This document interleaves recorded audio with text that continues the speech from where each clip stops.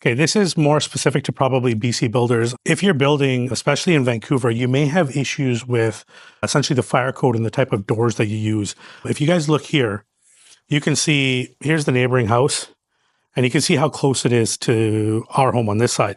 Now, this door here, these are actually steel doors. They're actually commercial doors.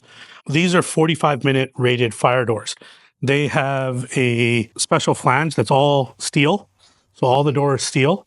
And if you're installing a 45-minute rated door, the only ones acceptable are all steel. They don't make wood ones.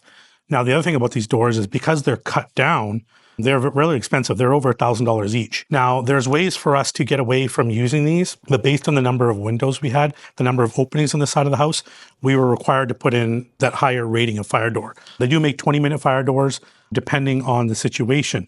But when you're doing your plans, make sure you account for that. If you have an opening that is close to a neighbor, check what the requirement of that door is. It most likely is probably not just your typical regular wooden door. It's going to be a fire rated door. Hopefully it's only a 20-minute door because they're a lot cheaper, a lot easier to install.